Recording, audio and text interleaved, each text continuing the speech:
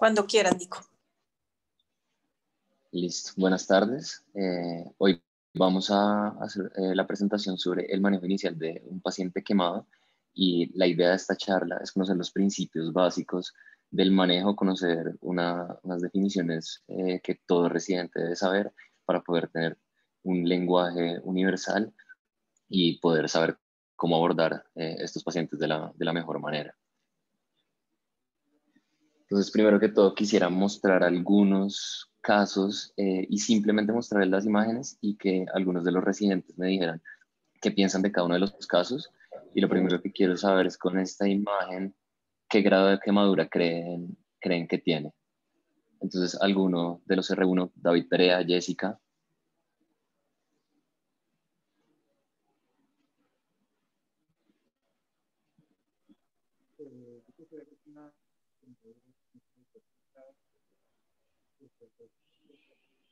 David nos está escuchando, tiene el micrófono abierto, pero no se escucha. Creo que es una quemadura de tercer grado, porque no hay, están afectadas las capas profundas de la piel, al parecer hay exposición ósea, por lo poco que logro ver.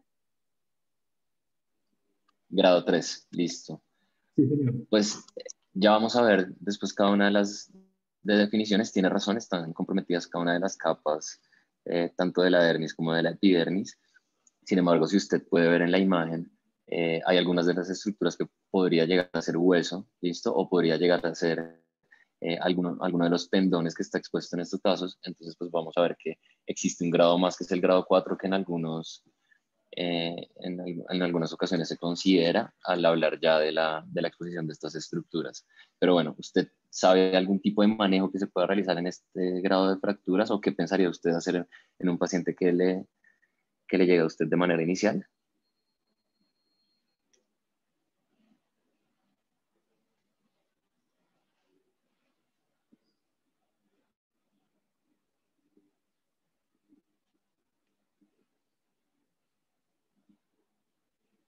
David o Jessica. ¿Sí me escuchas? Listo, ahora sí. Sí, exacto. Pensaría yo hacer el lavado, debridamiento, mirar qué tejido queda vital y pensar en hacer un cubrimiento con un injerto de piel. Listo, ya vamos a mirar entonces cuál es el abordaje inicial de este tipo de quemaduras, pero entonces vamos con otro caso. Y quisiera, por favor, Camilo Delgadillo, dígame usted qué grado de quemadura cree que es y por qué. Parece una quemadura grado 2, porque ya hay formación de frictenas, diría yo. Listo, grado 2. Y ya vamos a ver que dentro de los grados pues vamos a dividirlas tanto en superficial y profunda, perdón, pero esto ya es un diagnóstico intraoperatorio y pues de las lesiones que vayamos a ir encontrando. Entonces, ¿usted sabe pues qué manejo podría realizar en este caso? Pues depende. Yo diría que tocaría hacerle una curación y la variabilidad y ver la extensión y la profundidad para ver si se puede manejar simplemente con curaciones o requeriría algún injerto de piel. Listo, perfecto. Continuemos. Entonces ahora un interno o una interna que nos ayude con este caso. Daniela Urbina, ¿sabes qué grado de quemadura sería este? Sería una quemadura grado 1. Listo, ¿qué te dice que es una quemadura grado 1? ¿Qué es lo básico que tú sabes de eso? Pues que solo está comprometida la capa más superficial de la piel. Y simplemente un eritema que va a estar comprometiendo ahí es la típica quemadura solar que todos conocemos. Bien. ¿Y qué pensarías hacerle a este paciente si te llega con este tipo de quemadura? Analgesia y esperar a que resuelvan los síntomas. Pues no le haría nada más. Listo. Y el último caso. ¿Quién me puede decir qué grado de quemadura cree que es este?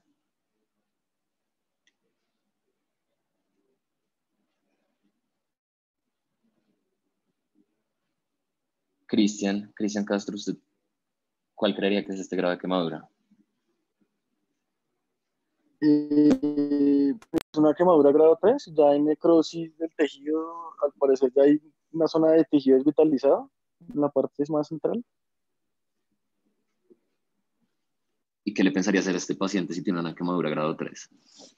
No, habría que debridarlo y pues evaluar también la extensión del compromiso del tejido necrótico y pues pensar en tiempos posteriores también en injertos y cubrimiento. Listo. Entonces, esta es la idea de la charla, en la cual pues queremos, como los 4 objetivos principales, tener una definición clara de qué es una quemadura, cuál es su importancia, y a partir de esto, tener una terminología básica para que pues todos sepamos de qué estamos hablando, pues todos tener una concordancia a la hora de clasificarlas y de saber cuál es el abordaje inicial de estos pacientes. Y al final, como mensaje importante, creo que va a ser clave que cada uno tenga claro cuándo es necesario referir algún paciente que nos llega con distintos tipos de quemaduras a un centro de quemados y pues, a una unidad especializada en donde se vaya a hacer un manejo multidisciplinario. Entonces, pues la quemadura, como todo tipo de trauma, pues tiene distintos grados y pues, distintos grados de afectación en la persona. Es muy importante pues tener en cuenta que la piel es el órgano más grande del cuerpo humano, que pues dependiendo de su compromiso y del porcentaje de superficie corporal que vaya a estar afectado, pues vamos a tener distintas, pues una afectación distinta en cada uno de los órganos y de los sistemas que puede generar un compromiso vital del paciente. Y esto, pues, tener en cuenta que, como les decía, la piel tiene ese, pues, más o menos el 15% del peso corporal, que se ha calculado que tiene más o menos un 1.7 metros cuadrados en total de área, que sus funciones, pues como todos conocemos, es una función protectora, sensitiva y de termorregulación, que tenemos distintas capas, que ya vamos a ver que pues dependiendo de la capa que vaya a estar afectada por la quemadura, se van a ver afectados distintos tipos de anexos y esto a su vez va a darle la capacidad de regeneración. Entonces, sobre todo en las heridas que van a estar localizadas en la epidermis, vamos a tener una capacidad de regeneración casi completa.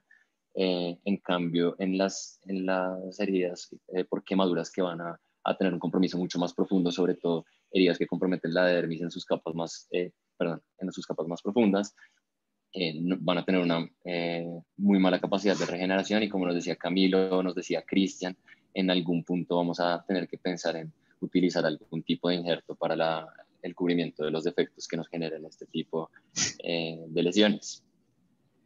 Entonces, es importante tener en cuenta que existen algunos cambios fisiológicos y fisiopatológicos al momento de tener una quemadura. ¿Estos en qué van a consistir? Principalmente en un desbalance hidroelectrolítico, sobre todo pues, por la afectación tanto de la termorregulación en estos pacientes como las pérdidas insensibles que vamos a tener simplemente por el hecho de tener una afectación de esta barrera que es la piel. Segundo, va a haber distintos tipos de trastornos metabólicos y a su vez una contaminación bacteriana, que todo esto en conjunto lo que nos va a dar es una complicación orgánica múltiple. Todos los sistemas pueden estar afectados y esto a su vez pues, va a comprometer la vitalidad de los pacientes y es por eso que es importante reconocer cada uno de estos tipos de quemaduras, saber clasificarlos y saber cómo hacer un abordaje completo antes de referirlo a una unidad de quemados. Entonces, dentro de la terminología básica que quiero que tengamos ya claros todos a partir de este momento, primero, cada uno de los grados, y por eso esta fue la primera pregunta que les hacía en cada uno de los casos. Entonces, en casi toda la literatura se definen 3 grados principalmente, grado 1, grado 2 y grado 3, y la grado 2 la vamos a dividir en grado 2 superficial y grado 2 profunda.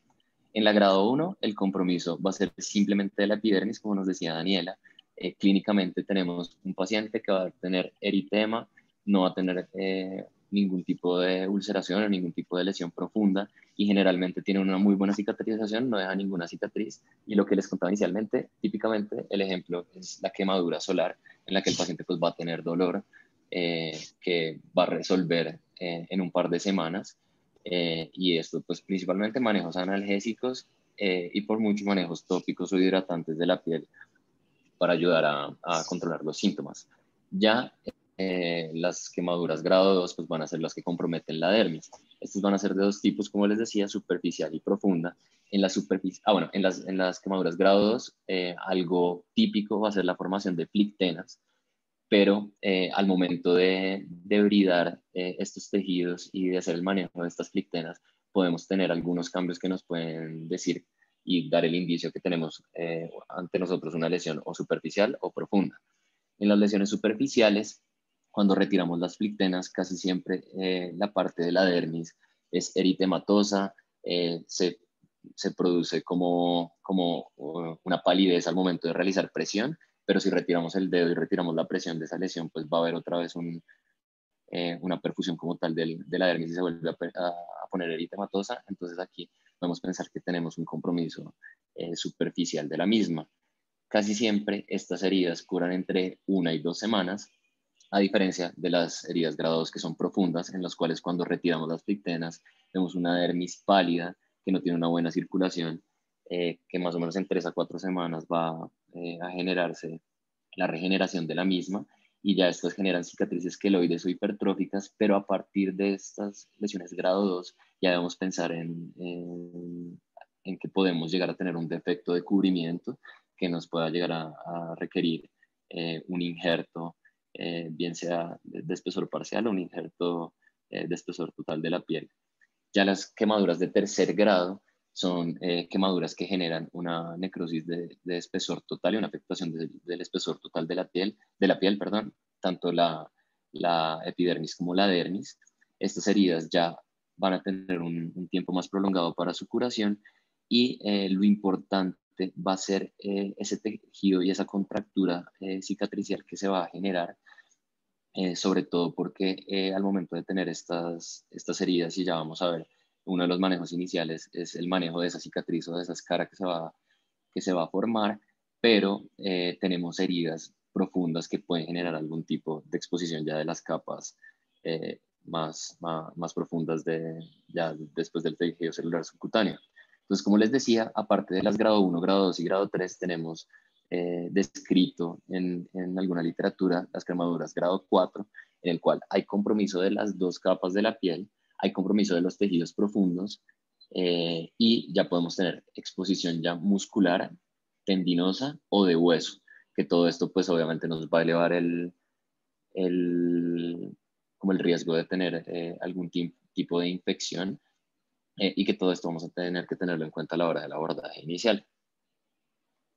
Como les contaba, entonces en estos esquemas pues podemos ver cada uno de los grados que van a estar afectados en la piel para cada uno de los grados de quemadura. Entonces vemos en la epidermis simplemente es el primer grado, ya superficial y profunda son quemaduras de segundo grado. Ya en las quemaduras que son de segundo grado profundas o de tercer grado ya vamos a tener pues la afectación de anexos y sobre todo del paquete neurovascular.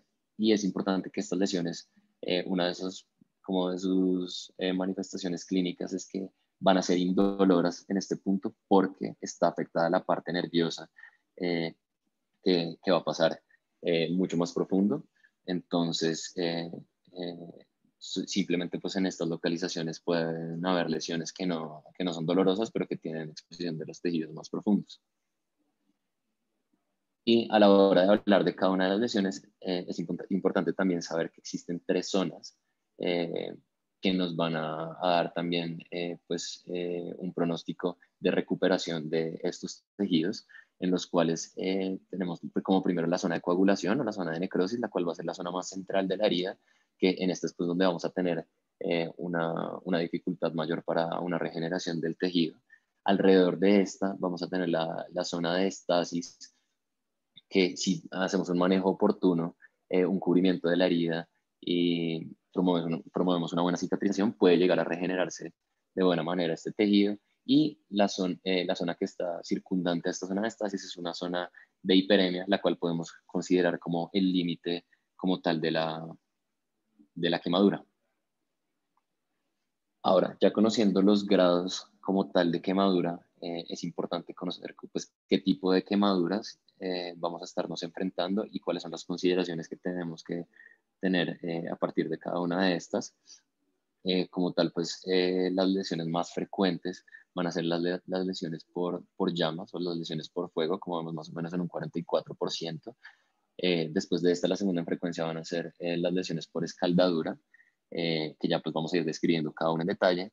Y seguidos de esto, en un menor porcentaje, vamos a tener lesiones por contacto, lesiones eléctricas y lesiones químicas. Iniciando por las más frecuentes, que son dentro de las lesiones térmicas, las lesiones por llamas, las lesiones por fuego, son las lesiones que mayor riesgo de muerte y complicaciones pueden llegar a tener. Su incidencia es mucho mayor en casa. Uno de los mecanismos más frecuentes es cuando tenemos un escape de gas en una casa, las personas no se dan cuenta y realizan la combustión de algún elemento, una vela, un incienso o algún otro elemento inflamable. Y en este momento pues se genera una combustión que genera las quemaduras. Y algo a tener en cuenta muy importante es que tiene una alta incidencia de tener lesiones por inhalación asociadas, más o menos en un 17%.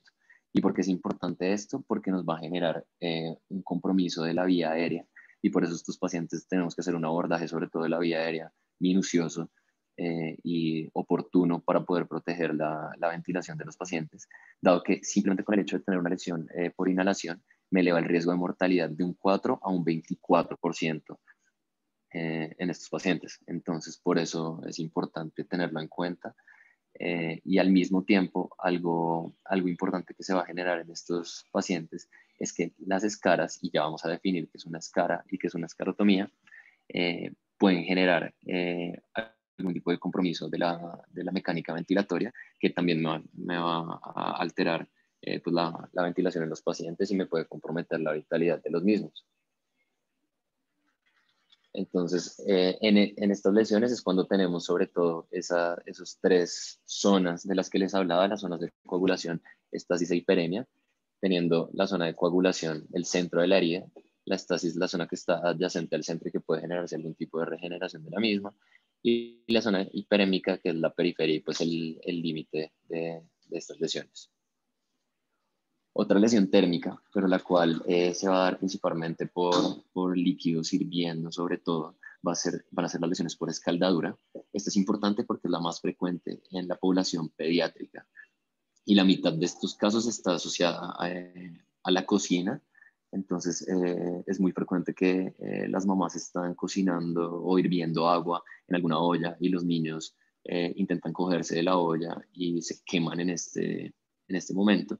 Pero también es muy importante cuando tenemos lesiones en guante o lesiones circunferenciales en manos o en pies que sean muy delimitadas y muy simétricas, pueden hacernos pensar en maltrato infantil. Entonces esto es muy importante a la hora de abordar y saber que se debe hacer también un manejo interdisciplinario con trabajo social para determinar que no estemos ante un caso de estos. Otra lesión importante y pues otro tipo de quemadura importante en la población pediátrica van a ser las quemaduras por contacto, en la cual pues se da por tocar objetos calientes. Los niños van caminando, ponen la mano sobre la estufa caliente, no se dan cuenta y tocan y pues presentan quemaduras sobre todo en las palmas de las manos. Este pues tiene una baja incidencia en el total de quemaduras, más o menos un 9%, pero es importante que es la tercera causa de quemaduras en niños, entonces también pues en la población pediátrica es importante conocerlas y abordarlas. Ya para hablar de lesiones y pues quemaduras eléctricas, estas pues vamos a definir como quemaduras eléctricas de bajo y alto voltaje con el umbral de 1000 voltios. Ya quemaduras de alto voltaje van a generarnos una sospecha de que tenemos algún tipo de lesión medular, entonces por eso que es importante evaluar la función neurológica de los pacientes, y cuando vamos en manejo inicial vamos a ver que también, como en cualquier tipo de politrauma, pues es importante hacer una inmovilización de la columna cervical. Además, en las quemaduras eléctricas pues un punto muy importante va a ser una necrosis muscular que se genera y asociado a esta necrosis muscular se da un edema muscular que nos va a generar una necesidad importante de realizar una fasiotomía asociada a la escarotomía que vamos a tener que realizar en estos pacientes.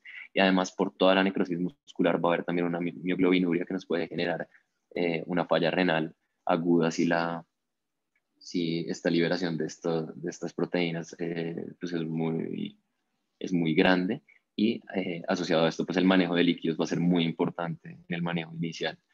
Y además, pues estas quemaduras eléctricas pues van a generar lesiones muy extensas que van a tener un punto de entrada y un punto de salida que pueden estar muy distantes, pero esto sobre todo porque el hueso tiene una alta conductancia y nos puede generar estas lesiones, como les decía, en localizaciones muy distantes. Ahora, dentro de las quemaduras químicas, estas pues la mayor parte de ellas se da en ambientes industriales, más o menos en un 34% se ha definido, pero en la casa también se pueden dar en un 32% de incidencia, o sea, sobre todo con compuestos ácidos y álcalis, y las lesiones se dan más que todo en la región facial o en los ojos, pero al mismo tiempo, así como en los niños en las lesiones por escaldadura, es importante tener mucho cuidado al abordar a estos pacientes y saber que estas lesiones, cuando tenemos compromiso de la cara, pueden estar asociadas también a maltrato o pues a lesiones personales que tienen un componente legal importante y es por eso que es importante también conocerla. Ahora, 4 conceptos importantes que ya he mencionado y que es importante tener en cuenta son los de escara, escarotomía, escarectomía y fasciotomía. Entonces, la escara como tal pues se da por la retracción de la cicatriz que genera una quemadura. Entonces va a ser una lesión necrótica, fibrótica, que lo que me va a generar es por esa Retracción de la retracción piel, de la Nico. piel. Nico, retracción de la Exacto, una piel, no retracción de de la la piel. cicatriz. La piel se retrae y literalmente se achicharra. Y genera sí, gracias doctora, y genera una pérdida de distensibilidad de la piel. Entonces esto pues va a ser muy importante en las extremidades porque me va a generar pues una compresión de los compartimientos y me puede generar un síndrome compartimental por esa retracción. Y cuando tenemos quemaduras circunferenciales en el tórax, esa pérdida de la distensibilidad me va a generar una disfunción en la mecánica ventilatoria y un compromiso ventilatorio de los pacientes. Cuando tenemos entonces la presencia de estas escaras, es importante realizar una escarotomía, que como tal, y como podemos ver aquí en el video, realizar una liberación de esa escara, pero es importante que no es solamente hacer una incisión en la piel, sino es liberar piel, tejido celular subcutáneo para poder garantizar que esa escara vaya a estar libre y no me genere esas retracciones de las cuales pues, nos está hablando la doctora Moreno. Pues como siguiente concepto, la escarectomía como tal es la resección de esa escara en distintas localizaciones dependiendo de la disfunción que tengamos, pues ya sea en las extremidades o bien sea en el tórax, para poder generar la liberación de estos tejidos. Obviamente tener en cuenta que al momento de hacer escarectomías muy extensas va a haber defectos de cobertura importantes que después van a requerir pues algún tipo de cubrimiento. Y las fasciotomías, como conocemos, pues aparte de la escarotomía, como podemos ir viendo en la imagen, es una liberación de las fascias musculares. Cuando tenemos un síndrome compartimental, sobre todo en quemaduras eléctricas ya asociados a un edema muscular. Ahora, en cuanto al abordaje inicial, pues existen distintos tipos de guías que hablan sobre cómo realizar un manejo general de estos pacientes y sobre todo estas guías de la Sociedad Internacional de Lesiones por Quemaduras tienen como evaluación inicial y como concepto básico realizar un abordaje basados en el ATLS y el BLS, entonces un soporte vital básico que nos garantice pues que no existe algún compromiso vital para los pacientes, y esto basado en lo que ya conocemos, el ABCD, teniendo como principal punto a vigilar la vía aérea y la ventilación, sobre todo en esas lesiones por inhalación.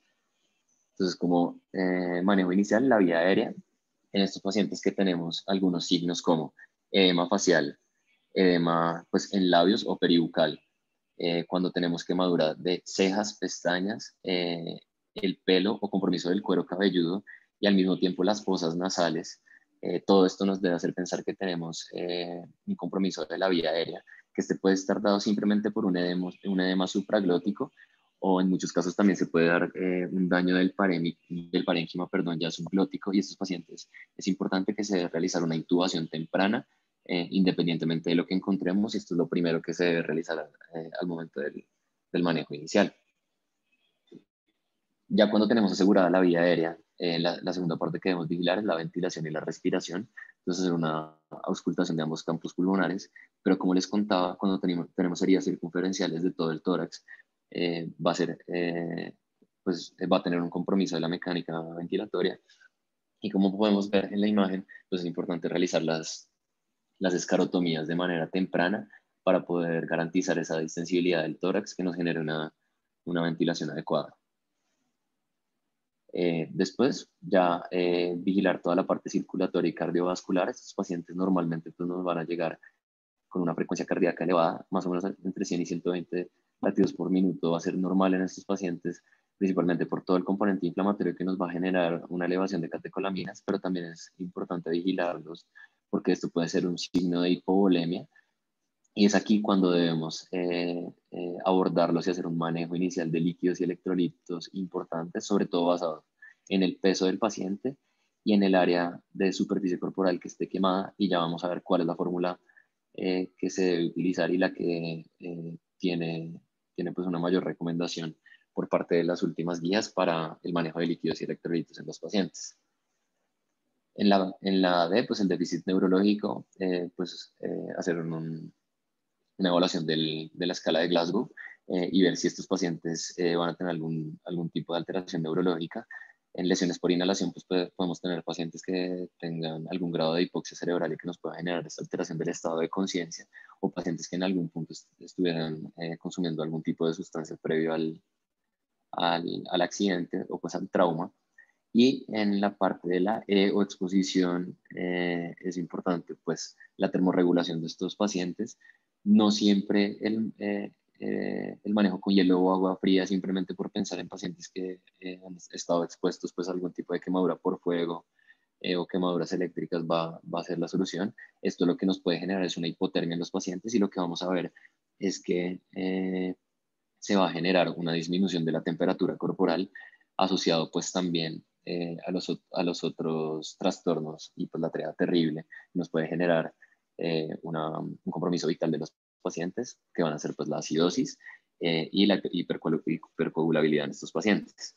En algunos químicos se ha hablado de hacer una neutralización como tal de los mismos, sobre todo en algunos álcali y ácidos, pero actualmente no hay recomendación de realizar neutralización en ninguna de estas lesiones por químicos, aparte de realizar un lavado importante con solución salina o con agua.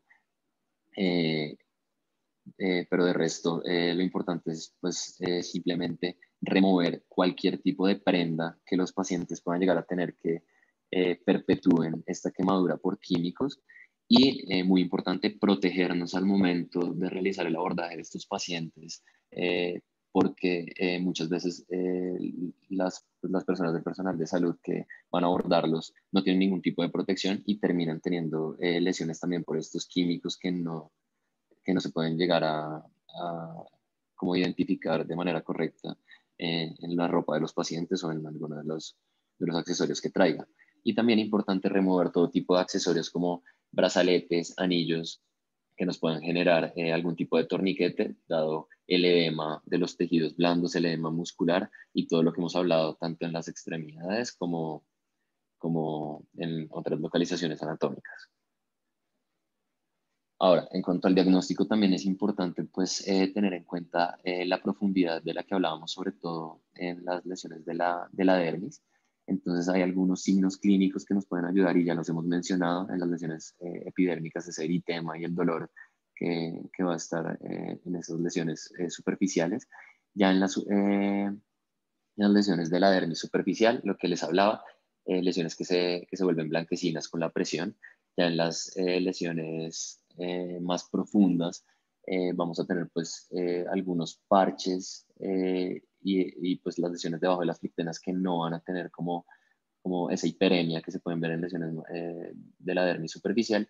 Y el dolor aquí puede comenzar a desaparecer por afectación ya de los anexos y de la parte nerviosa que pasa por los tejidos más profundos.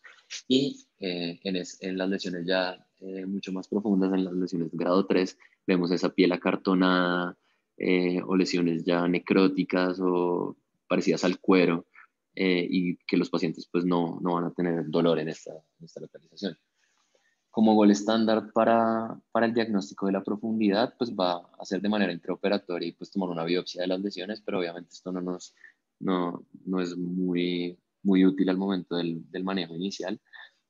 La clínica nos va a dar una precisión de la profundidad de estas lesiones en más o menos un 50 o un 75%, pero dentro de las últimas recomendaciones existe una imagen en Doppler mediante láser, en la cual uno puede, mediante el flujo sanguíneo cutáneo que se esté dando en cada una de las lesiones, saber cuál es la profundidad de las mismas, y esto nos puede dar un 95% de precisión, pero pues esto no está disponible en nuestro país y no está disponible en todos los medios.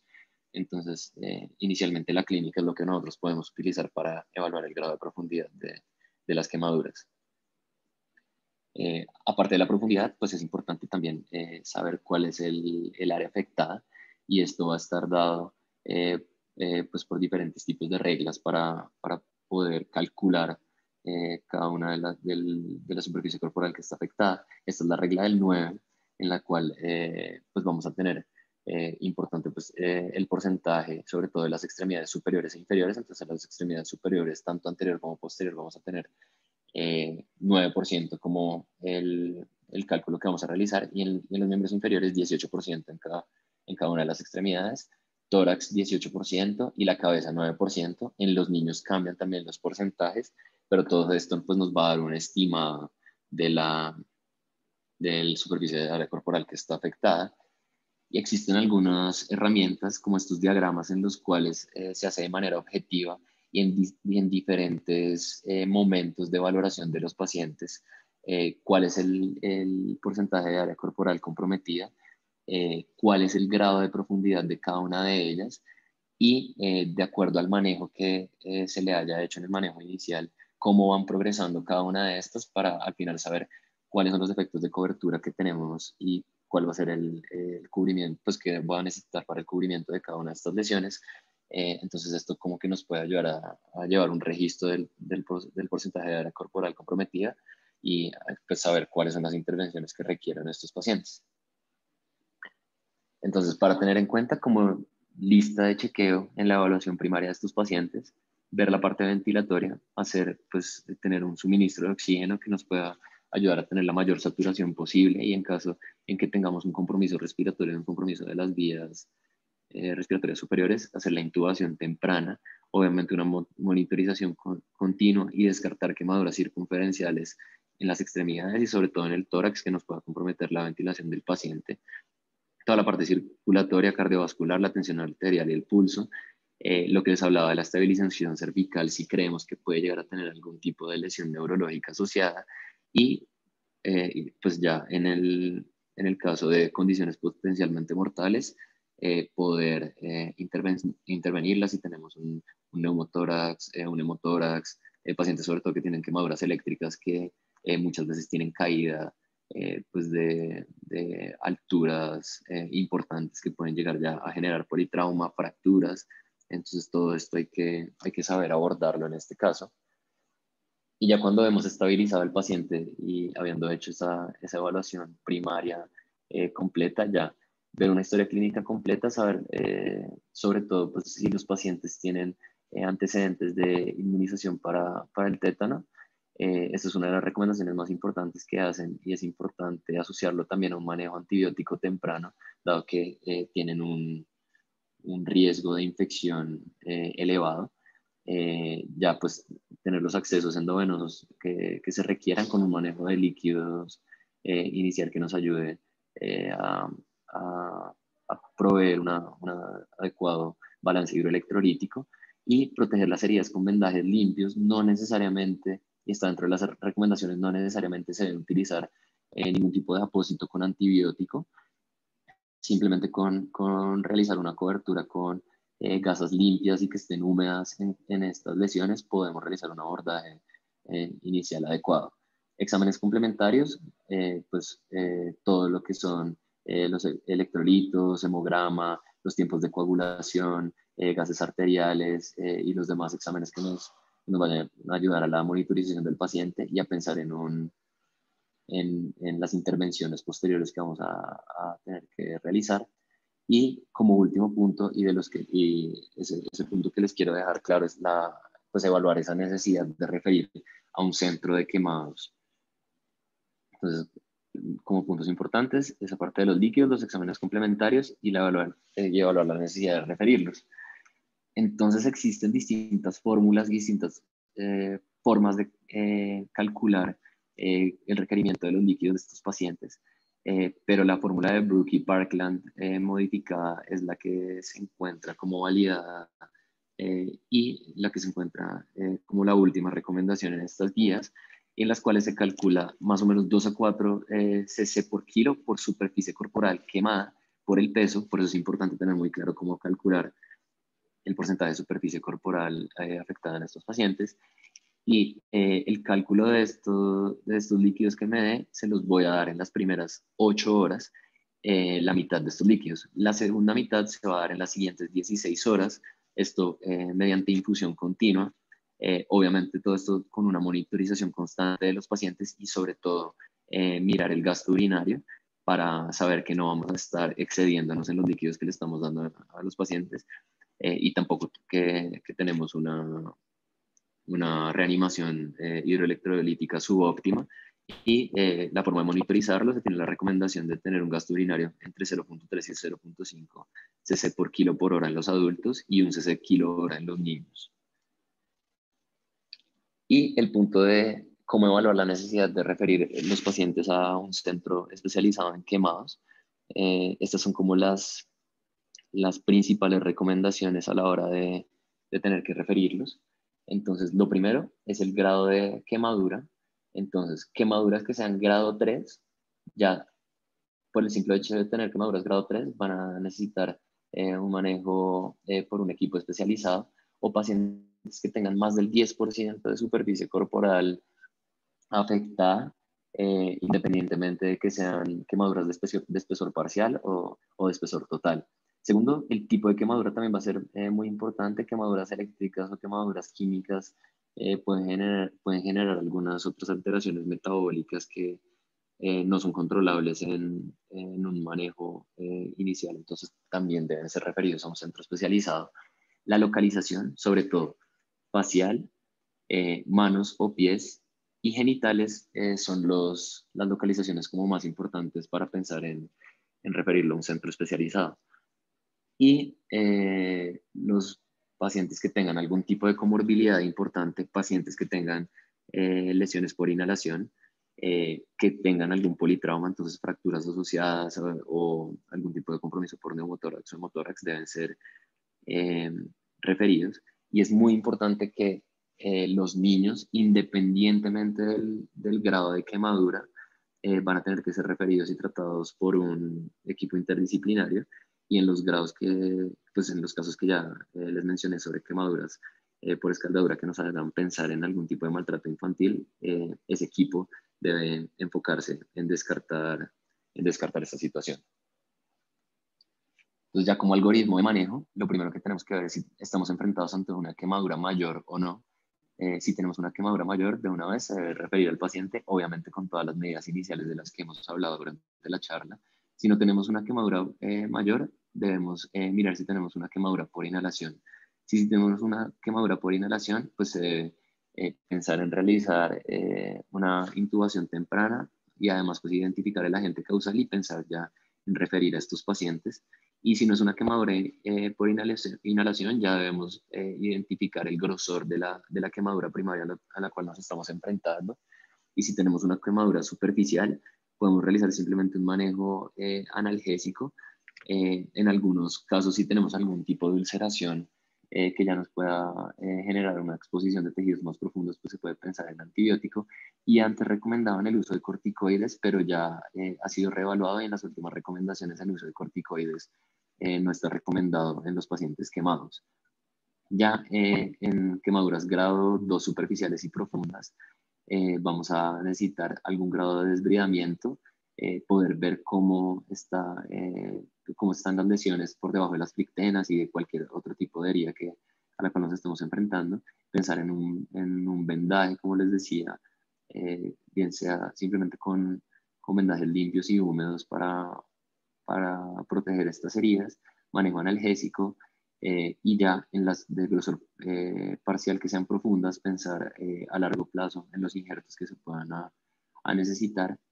Y en pacientes que tengan quemaduras ya grado 3 de grosor total, pensar en la reanimación con líquidos, dependiendo del porcentaje de superficie corporal, el desbridamiento importante, la necesidad de injertos, y en pacientes que ya tienen quemaduras muy importantes y con compromiso importante de los tejidos blandos, ya pensar en colgados para garantizar un adecuado cubrimiento y una adecuada cicatrización para este tipo de déficit.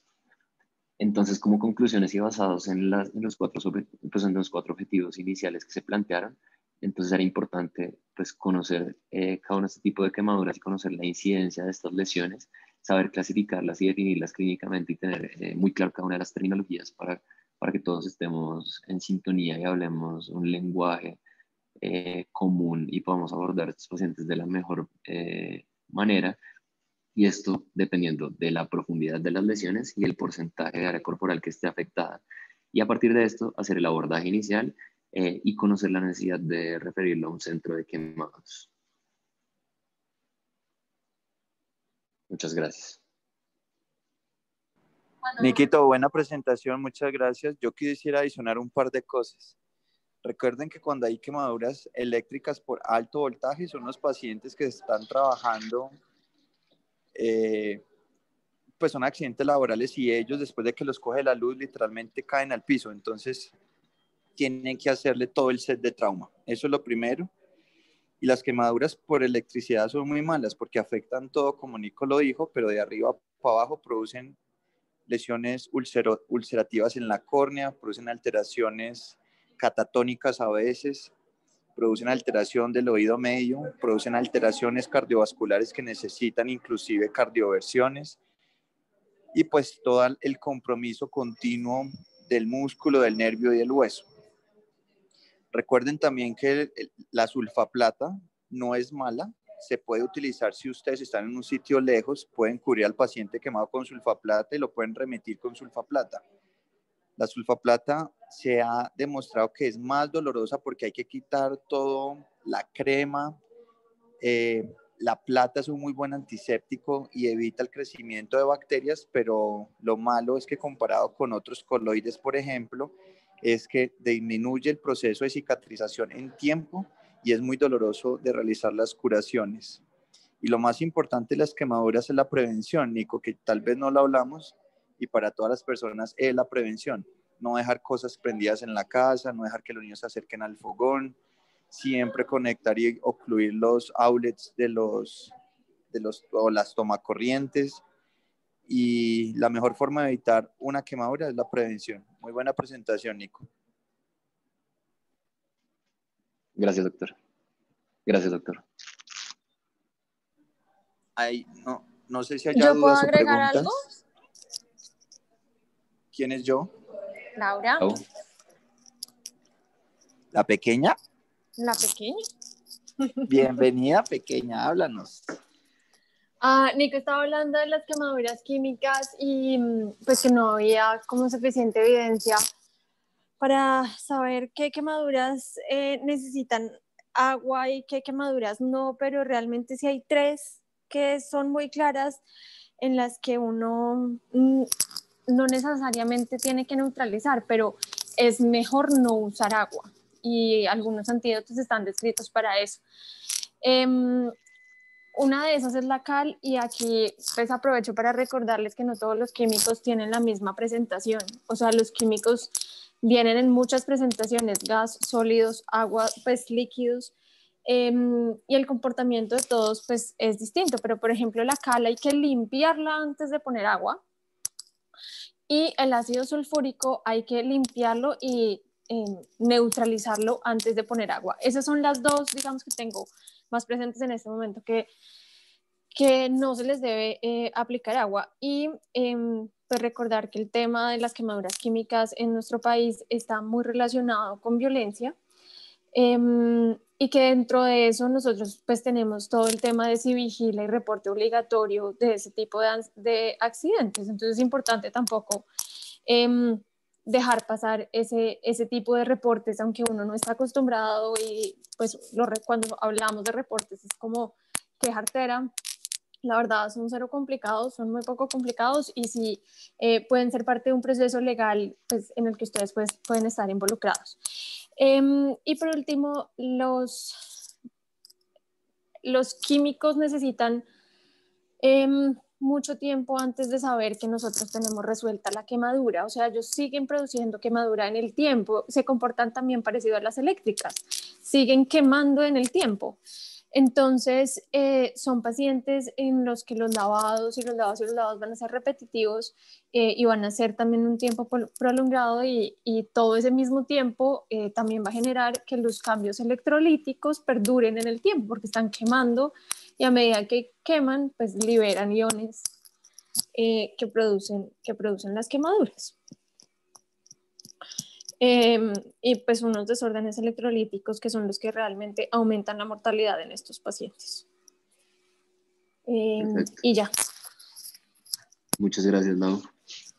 De nada.